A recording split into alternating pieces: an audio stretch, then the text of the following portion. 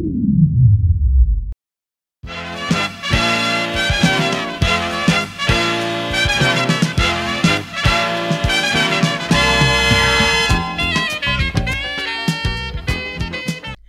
Sobat Atma, kembali lagi bareng aku Luis Rumianda di Kemeja Podcast Merdeka Belajar. Nah, ini udah memasuki bulan Desember, suasananya udah pengennya mau buru-buru liburan aja kan? Sebelum kalian liburan, aku mau mengakhiri tahun 2023 ini dengan podcast episode 8. Di episode 8 ini, kita akan membahas tentang program pertukaran mahasiswa merdeka batch 3. Nah, dan aku udah ditemenin sama 3 orang mahasiswa yang nanti akan sharing bareng kita. Yang pertama, di samping aku yang paling ganteng, karena 2 yang lainnya cewek ya. Jadi ini disebut yang paling ganteng. Ada Wahyu Sangkramawijaya dari Universitas Tanjung Pura Pontianak. Halo Wahyu. Halo Kak. Iya. Ini ya. Halo Wahyu. Terus yang di depannya ada yang cantik. Ini ada Novina Amelia Damanik dari Universitas Prima Indonesia Medan. Halo Kak, hai Sobat Atma. Halo. Ini Novina ini sebagai ketua suku ya kita bilang, jadi ketuanya dari teman-teman PMM 3 Iya, ini. benar Mbak. Oke. Terus di sampingnya juga yang cantik ada Kayla Dwi Arifki dari Universitas Jambi. Halo. Oke. Mungkin bisa disapa dulu di depan. Kita lambaikan tangan menyapa Sobat Atma. Halo Sobat Atma. Semangat banget nih ya. Udah habis pada makan kayaknya. Iya, semangat nih. Kalian apa kabar nih? Makasih ya udah menyempatkan diri untuk sharing sama kita hari ini. Thank you ya Kak udah juga ini ngajak kita untuk ikut bareng-bareng. Iya, aku juga berterima kasih sih kalian udah mau datang di sini. Pasti lagi sibuk-sibuknya, lagi pada sibuk apa nih sekarang? Sibuk. Kalau aku sibuk nyelesain tugas akhir aja Kak. Ini kan berhubung kita mau UAS ya. Jadi masih banyak deh digempur-gempur tugas sama dosen. Ini ya minggu-minggu menjelang UAS ya. Tapi harus tetap semangat dan jaga kesehatan, jangan sampai sakit pas UAS. Iya. Kita kayaknya langsung aja nih ya untuk membahas topik yang akan kita ulik pada hari ini tentang PMMDN. Nah, aku tuh penasaran ya, kenapa nih kalian bertiga ini memutuskan untuk memilih ikut program PMMDN? Kan MBKM tuh banyak kan ya programnya. Ada MSIB yang magang, kemudian ada studi independen, terus banyak lagi yang lain. Nah, kenapa kalian jatuh hati untuk ikut nih di PMMDN? Mungkin dari Kayla dulu boleh? Boleh. Kalau dari aku sih Kak, awalnya nggak terlalu niat ikut PMM ya Kak. Awalnya tuh aku sebelum daftar PMM sebenarnya aku mau ikut MSIB yang magang Merdeka. Tapi aku ngerasa kayaknya pengalamanku tuh belum cukup gitu loh untuk daftar ke MSIB. Aku belum pede. Jadi temanku ngajakin ayo ikut PMM dulu deh. Setidaknya kalau nggak lulus MSIB, setidaknya kita adalah MBKM yang kita ikutin gitu daripada nggak sama sekali. Oke. Jadi ini ya sebagai pengalaman, menambah pengalaman dulu, jadi ikut PMM dulu. Oke. Kalau dari Novina? Kalau aku sih kenapa ikut PMM, karena cuma satu-satunya program MBKM yang boleh kita belajar di prodi lain lintas jurusan itu adalah program PMM gitu Mbak. Oke. Jadi jujur kalau aku itu dari kampus asal di Unpri itu jurusan pendidikan FKIP. Tapi dengan adanya PMM aku bisa mengetahui ilmu lain dari fakultas lain. Jadi di Atmajaya aku ambil di Fakultas Psikologi. Oke. Jadi ini ya. Aku juga baru tahu nih. Jadi kalau di PMM itu, misal kalian itu dari jurusan yang berbeda dari yang diambil, itu boleh ya? Boleh banget Mbak. Jadi itu salah satu program pemerintah yang menurut aku bakalan keren banget, karena kita bisa belajar ilmu yang lain kan, selain dari ilmu dan spesialisasi kita gitu. Oke, keren. Kalau dari yang ganteng ini, apa nih alasannya nih kenapa ikut PMM? Pertama kali aku tahu program PMM ini karena aku ngerasa bosen gitu Kak, boring ceritanya. Jadi bisa nggak ya kami sebagai mahasiswa yang dari daerah mau pertukaran ke kota gitu, dan di sini kan ibu kota yang tentunya lebih lengkap penduduknya, dan aku pengen ke sini karena ngerasa biar ada pertukarannya dengan mahasiswa-mahasiswa yang lain, dan ngerasa juga ketemu teman-teman ini ya. Jadi ya itu deh kalau dari aku. Sekalian itu kalau di Atma ini ada menawarkan berbagai ini berbagai mata kuliah yang Hmm. berbeda itu sih. Oke, jadi ini ya, kamu berasal dari bosen nih, kurang menantang kalau kuliah cuman di daerah, cuman di satu kampus, jadi Benar kamu Kak. ikut pertukaran gitu. Iya. Jadi suka tantangan nih ya. Suka Ya. tantangan Mencari. benar. Suka mencari. Iya. Nah, itu tadi kan alasan kenapa kalian memilih ikut program PMM. Nah, sekarang kita kerucutkan lagi. Kenapa Atma nih yang menjadi tujuannya? Kenapa memilih Atma Jaya, Unika Atma Jaya? Dari siapa? Dari Siapa Wahyu nih? dulu boleh? Kalau Atma Jaya, jujur pertama kali aku nyari universitas yang ada metode penelitian Oke. itu nggak dapet ya Kak, selain di Atma Jaya. Jadi setelah aku dapet riset yang lain, ternyata di Atma Jaya menyediakan ini metode penelitian hukum. Dan itu berguna banget, itu mata pelajaran yang paling berguna untuk semester 5 di kampus asal aku. Oke. Jadi karena aku ngerasa nggak mau ninggalin mata kuliah yang wajib ini, aku ambil di Atma Jaya sebagai pilihan pertama. Selain itu juga aku ngerasa Atma Jaya ini merupakan salah satu kampus swasta terbaik ya, yang bisa dibilang juga kampus Katolik pertama di Indonesia, dan itu merupakan poin plus juga buat tertariknya aku datang ke sini. Oke. Jadi memang kamu juga memikirkan mata kuliah yang penting yang nggak boleh kamu tinggalin di semester 5 ini, dan di Atma ada gitu Iya, ya. Jadi benar, kamu Kak. memilih di Atma. Mm-mm. Kalau dari Novina? Kalau aku ada 2 alasan sih Mbak. Jadi pertama itu karena aku pengen ke Jakarta. Jadi setelah pengen ke Jakarta, jadi dikerucutin tuh univ mana yang ada di Jakarta. Terus setelah screening, jadi aku kerucutin ke Atma Jaya pertama. Selain karena Atma Jaya ada di Jakarta, Atma Jaya ini itu tidak menerima mahasiswa yang terlalu banyak. Oke. Karena kan itu hanya 125 orang kemarin di portal. Jadi karena aku kan dari Medan nih, jauh, takut hilang di Jakarta. Karena takut hilang, jadi jangan ngambil universitas yang banyak banget gitu mahasiswanya. Karena kan jaga-jaga dong, kita kan nggak ada orang tua di sini, orang tuanya di Medan gitu kan. Jadi saling menjaga. Jadi mamaku bilang, ya udah nah, ambil yang kamu itu bisa kelihatan sama teman-temanmu, setidaknya tahu kamu kemana dan nggak hilang, katanya itu sih Mbak. Kalau aku Terus malah sekarang jadi kepala suku ya. Yang nggak mungkin hilang dan malah jagain teman-temannya biar nggak hilang gitu kan. Oke. Kalau dari Kayla? Kalau dari aku ada 2 alasan juga sih Kak. Yang pertama karena aku ngelihat kampus Atma ini tuh salah satu kampus swasta terbaik ya. Terus aku lihat dia masuk QS World Ranking. Oke. Terus aku tertarik, wah kayaknya enak nih di kampus bagus kan, kapan lagi gitu loh kuliah di kampus bagus. Terus juga aku ngelihat ke kampus ini tuh kan judulnya Universitas Katolik ya Kak. Betul. Jadi aku ngerasa kayaknya aku belum pernah ngerasain nih tinggal atau bersekolah atau menuntut ilmu di tempat yang agamanya tuh beda gitu loh. Karena Iya. aku dari sekolah sampai kuliah aku di negeri, dan itu rata-ratanya beragama muslim kan Kak. Betul. Jadi aku ngerasa kayak kurang menantang nih hidup.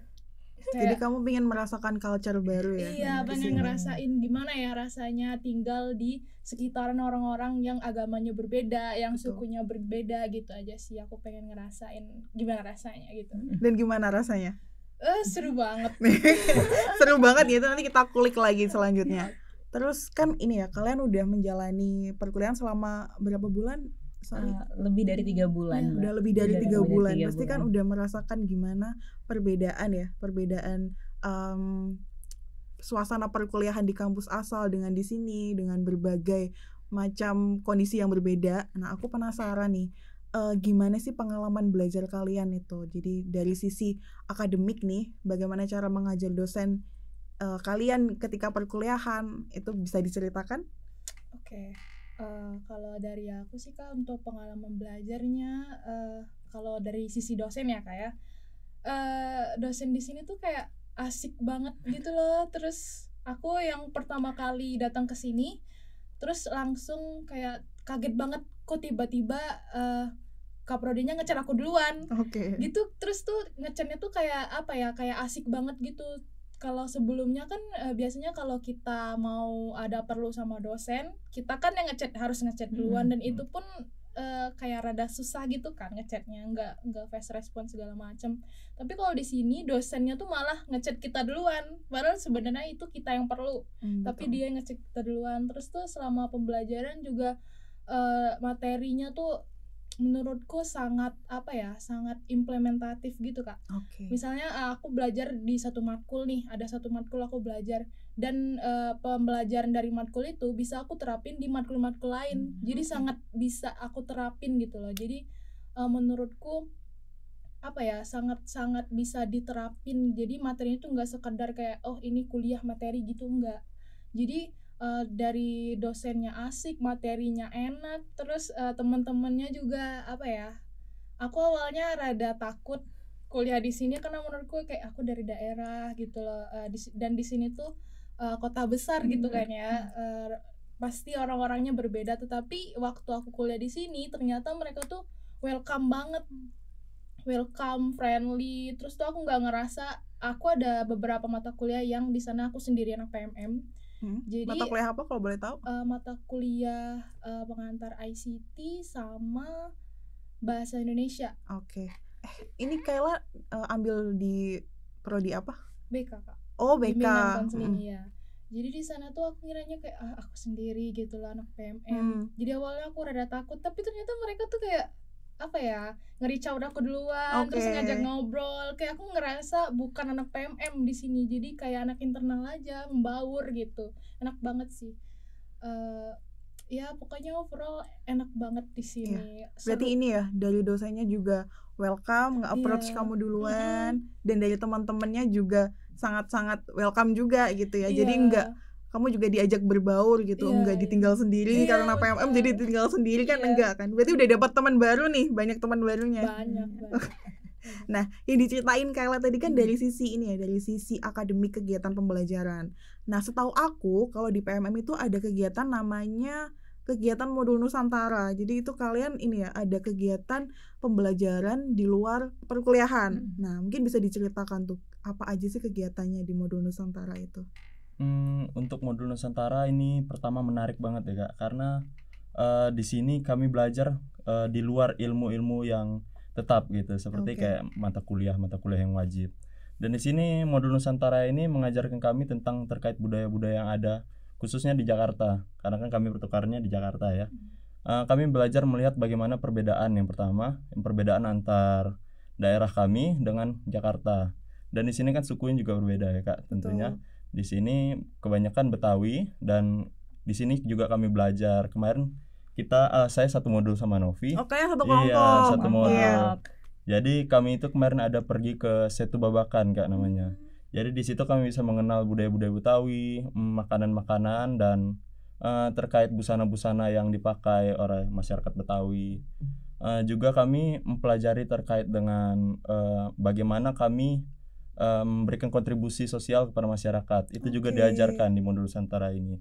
Jadi di kontribusi sosial ini juga kami belajar bagaimana kami reach out terkait dengan masyarakat yang membutuhkan atau yang sedang ada kesusahan. Kemarin kami dari modul aku, kami pergi ke Desa Ponggang. Jadi Desa Ponggang itu lagi ada bencana puting beliung. Jadi ada beberapa rumah yang rusak terkena bencana ini. Kami ngelihat secara langsung bagaimana perkembangan di sana, dan bagaimana dari kami juga membantu masyarakat di sana. Itu. Jadi ini ya, selain mempelajari budaya, kalian juga ada kayak pengabdian ke masyarakat gitu Iya, ya? pengabdian kepada masyarakat. Ya. Kalau Kayla beda kelompok ya? Iya, beda Kak. Kalau kamu pembelajar budayanya di mana? Kalau mereka tadi kan di mana? Di Desa Ponggang, Subang. Kalau aku kemarin ke Cilincing Kak, Kampung Nelayan. Ke Cilincing. Jadi itu kami juga kayak pengabdian masyarakat, terus kami live in kan di sana satu malam. Jadi pas datang itu penyambutan, habis penyambutan itu diserahin sama orang tua. Jadi kita tuh kayak dikasih satu mahasiswa ditempatin di satu rumah masyarakat. Jadi anak angkatnya gitu lah. Kayak gitu. Menarik banget sih. Iya. Terus setelah dikasih ke orang tua, habis itu kan diantar ke rumahnya kan.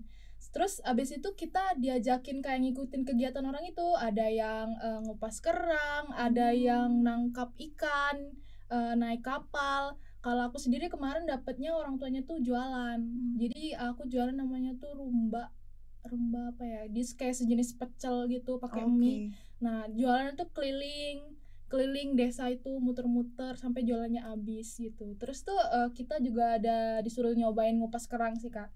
Terus aku kayak ternyata gini ya rasanya menjadi hidup di daerah iya, nelayan gitu. di tepi laut gitu. Terus tuh pekerjaannya tuh ya ini ngupas kerang, kalau nggak dia nangkap ikan, kalau nggak dia jualan gitu.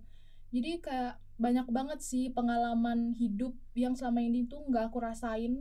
Terus di sana tuh dapet gitu loh, kayak Keren jadi banget, lebih apa ya, menghargai hidup aja sih. Kalau kalian gak ikut program PMM nggak akan pernah ngerasain itu sih ya. Enggak Iya. sih. Pasti akan ya sudah kuliah biasa aja gitu kan. Benar. Sekarang tadi udah dijelasin ya banyak manfaat baik secara dari akademiknya, pengalamannya gimana, terus ini tadi juga sharing terkait non akademik gitu kan. Nah sekarang aku penasaran nih ke Novina. Nah ini kan sebagai seorang kepala suku, kamu juga selain kamu harus beradaptasi dengan lingkungan, kamu juga harus mengkoordinasi teman-teman, menjaga teman-teman yang dengan latar belakang budaya yang berbeda juga. Nah itu bisa diceritain nggak pengalamannya gimana? Oke, jadi aku dari awal gitu ya. Jadi kita itu kan ada polling nih Kak, polling kepala suku. Terus diumumin aku yang terpilih gitu kan.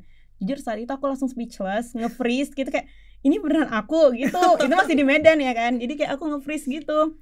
After nge-freeze, oke, saya berarti kamu udah kepala suku gitu kan. Nyampe di sini aku dibantu nggak sendiri. Jadi aku bukan berdiri sebagai kepala suku sendiri, tapi aku punya wakil dan ketua modul dan perangkat modul lainnya. Oke. Dan wakilku adalah si Wahyu. Oh jadi kamu wakilnya? Iya, Wakil jadi dia kepala itu suku. wakil kepala suku aku. Terus kita ini jadinya ada tim. Timnya itu dibantu sama ketua dari modul. Jadi kan di Atmajaya itu ada 4 kelompok modul. Ada kelompok Wahyu, ada kelompok yang lain juga. Jadi kita tuh ada grup yang men-reach out semua. Karena kan kalau aku di sini itu kan tinggalnya di BSD. Kalau aku nge-reach out ke anak Semanggi itu jauh banget Mbak. Jadi Iya. ke Peluit juga kan jauh kan. Jadi aku thank you banget buat teman-teman yang udah jadi tim aku, kayak mau reach out teman-teman yang lain. Jadi kalau sakit yang di Semanggi si Wahyu bisa bantuin, yang di Peluit ada yang bisa reach out ke sana. Jadi aku memang sebagai kepala suku, tapi aku nggak bisa bilang aku kerja sendiri, enggak.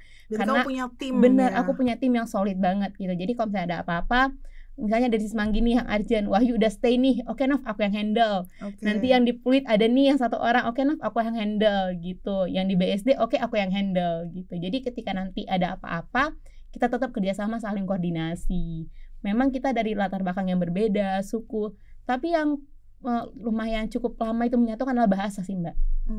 Kan kita dari beda-beda bahasa nih kan. Bahasa Kalimantan gimana, Sulawesi gimana, Nusa Tenggara gimana gitu kan, Medan dengan watak kerasnya gimana gitu kan.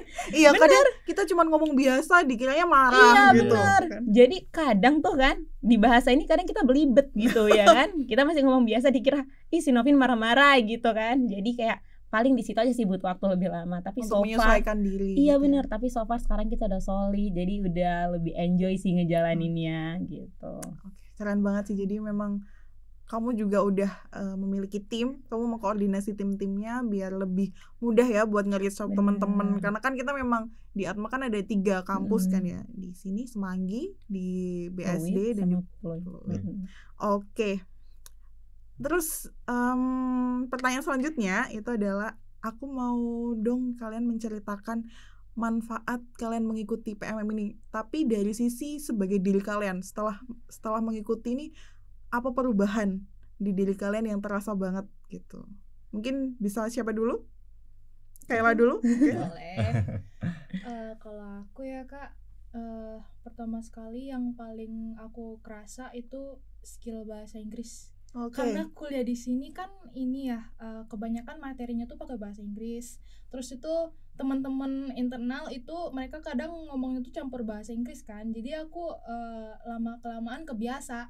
Terus dosennya juga kadang menjelaskan materi pakai bahasa Inggris. Jadi aku ngerasa skill bahasa Inggris aku lumayan meningkat selama kuliah di sini. Terus kalau dari yang lain aku ngerasa ini aja sih Kak, lebih bisa mengatur emosi setelah mengikuti program PMM. Karena di sini kan kita berprosesnya tuh banyak banget ya Kak, mulai dari kayak yang modul, terutama dari modul tuh aku ngerasa diri aku jadi lebih baik banget gitu. Terus aku ngerasa aku lebih peka, aku ngerasa lebih banyak bersyukur.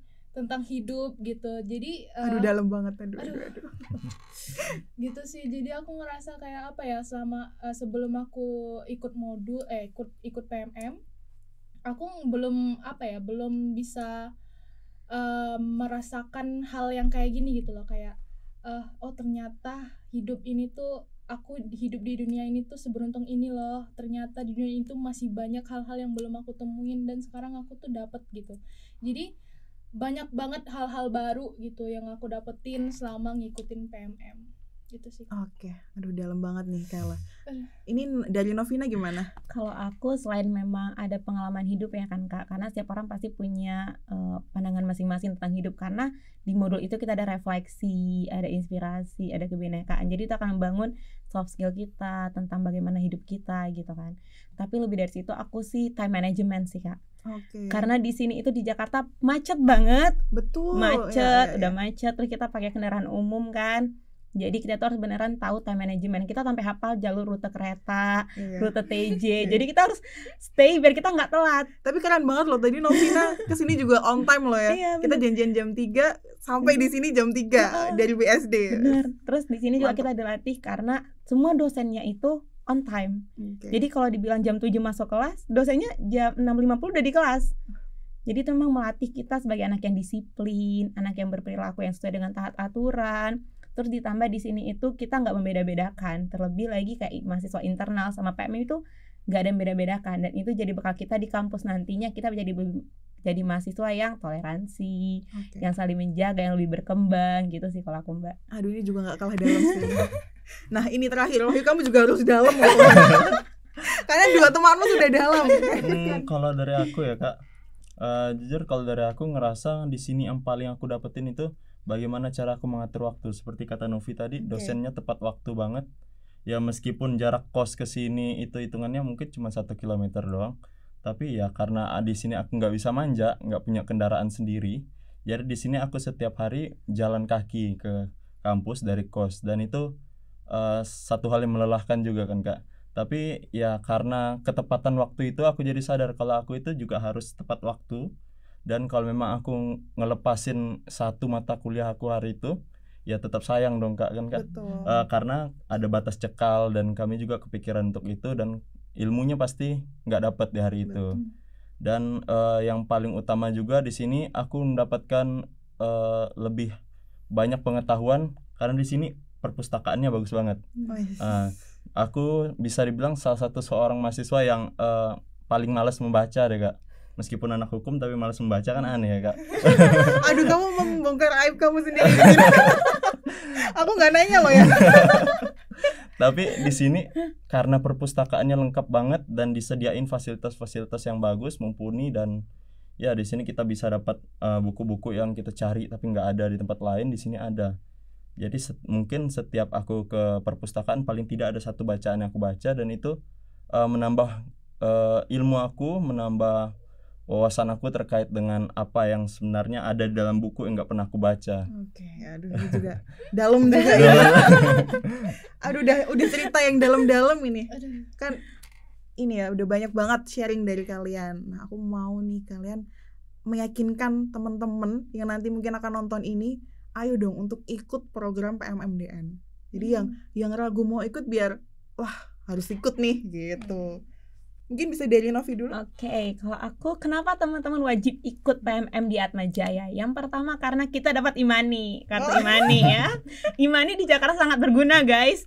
Kamu naik kereta, kamu naik TJ, kamu jajan, itu bisa pakai Imani banget. Dan di Atmajaya itu eksklusif, karena kalau kita itu setiap mahasiswa itu punya card, dan itu ada nama kita. Jadi eksklusif banget. Jadi kalau hilang, ya kamu nggak punya lagi gitu. Jadi itu kita jaga banget, itu yang pertama. Terus yang kedua fasilitas kesehatannya. Di setiap kampus Atmajaya itu ada klinik. Jadi nggak usah takut, don't worry kalian demam, kalian sakit. Di sini bakalan di reach out sama tenaga medis yang ahli banget, dan mereka humble banget, dan itu dibuka dari pagi sampai malam. Dan itu sangat keren banget sih menurut aku. Jadi nggak usah takut. Di sini kampus yang memang memfasilitasi kita sebagai mahasiswa PMM-nya. Oke. Ini tadi dari sisi mendapat Imani dan kesehatan ya. Kalau dari Wahyu? Mungkin yang pertama ya teman-teman, kalian harus mengambil Atmajaya sebagai kampus pilihan kalian. Yang pertama, Atmajaya itu bisa refill air. Iya, jadi kalian bisa refill air sampai sepuasnya. Yang itu pertama penting banget karena Betul. ya kita kehausan misalnya. Itu ini. kayaknya hal simpel tapi penting ya. Iya, itu Iya, penting banget. penting. Harus diterapkan di kampus-kampus lain juga mungkin ini. Itu penting banget. Yang pertama ada fasilitas terkait dengan ya itu kebutuhan kita sebagai mahasiswa. Yang kedua fasilitas terkait di kelasnya. Di kelasnya itu fasilitasnya lengkap banget. Itu proyektornya nggak pernah yang bermasalah. AC-nya dingin, yang bisa dibilang dingin banget. Ini lebih generalnya ya Kak kalau aku. Terus ya kalian akan mendapatkan tenaga pengajar yang bagus banget. Kalian jangan anggap remeh deh, pokoknya dosen-dosen di sini keren semua. Kalian nggak yang ribet bakal nyari dosen kemana-mana karena di sini dosennya interaktif dan bisa menjawab pertanyaan mahasiswa meskipun lagi ada masalah atau apa, tapi langsung diselesaikan. Itu Fast yang respon gitu. ya fast respon banget. Dan yang keempat mungkin tenaga kesehatannya di sini lengkap. Jadi aku sering sakit nih Kak. Aku seorang mahasiswa yang sering sakit. Aduh, Curhat masih nih muda jadinya ya. Masih muda loh ya. Masih muda tapi ya aku datang ke Jakarta malah nambah penyakit baru. Jadi ada sakit dan di sini kita disediakan klinik Atmajaya. Di sini klinik Atmajaya itu lengkap. Kita bisa berobat gratis sebagai mahasiswa pertukaran dan itu pasti sembuh ya teman-teman. Nggak tahu sih kalau kalian dapat obatnya salah, tapi di klinik Atmajaya nggak mungkin dapat obat yang salah karena di situ tenaga medisnya bagus banget. Oke. Nah, itu sih kalau Kalau sekarang terakhir closing ini. Closing iya. dari Kayla nih boleh nih. Kan tadi udah dijelasin sama teman-teman tuh mulai dari fasilitas apa segala macam yang ada di Atma. Kalau dari aku, kenapa kalian harus milih Atma jadi tempat tujuan kalian PMM? Kalau dari aku ya lebih ke tempatnya sih Kak. Soalnya ini kita di Jakarta loh, kita di Jakarta. Terus ini di tengah kota. Kampusnya tuh di tengah kota, bukan yang kayak di pelosok apa segala macam, enggak. Jadi ini tuh sangat apa ya, menurutku ini sebuah manifestasi kalau kalian pengen hidup di tengah kota dan kalian harus kuliah di sini, ngambil di sini.